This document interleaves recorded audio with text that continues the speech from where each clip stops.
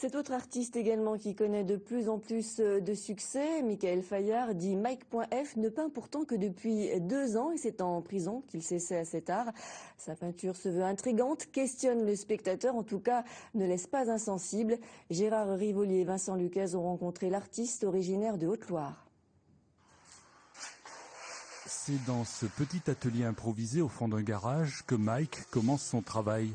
De grands aplats de peinture étalés à la spatule pour définir le fond, pas d'esquisse, pas de croquis. La forme et même l'idée viendront après seulement.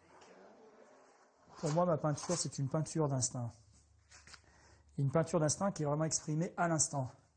Donc, quelquefois, 5 minutes avant, je dirais, les premiers aplats de peinture, il y a rien qui est prédéfini. Mike est un autodidacte et un travailleur acharné. Depuis qu'il s'est mis à peindre il y a 2 ans et demi, il a déjà produit plus de 280 toiles.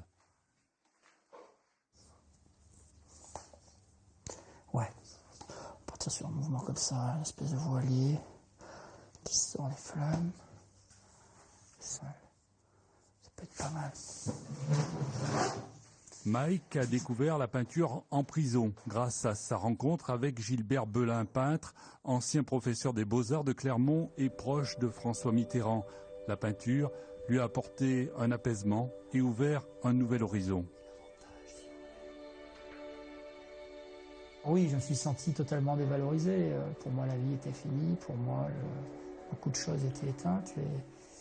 Et c'est vrai que la peinture a fait regermer beaucoup de choses, oui, des choses différentes.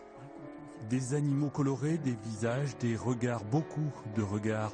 Un univers très personnel qui interroge ou dérange, éloigné pourtant de ce qu'il a pu vivre pendant 8 ans dans sa cellule. C'est vrai qu'il aurait été facile pour moi de prendre le thème de la détention, de faire des barreaux, de faire de la souffrance.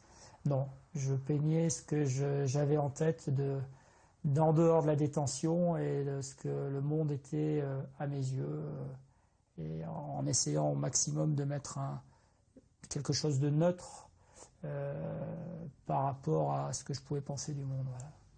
Aujourd'hui, en liberté conditionnelle, Mike essaie de se reconstruire grâce à son travail qui commence à être reconnu.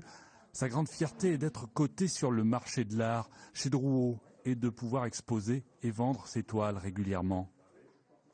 C'est très complexe, ça ressemble à de la musique, ça s'envole, ça virevolte, ça part un peu dans tous les sens avec juste un objectif, celui de percer très loin. Voilà ce que je vois. Michael, le détenu atypique, est devenu un peintre atypique. Il ambitionne à présent de vivre en toute liberté de sa passion.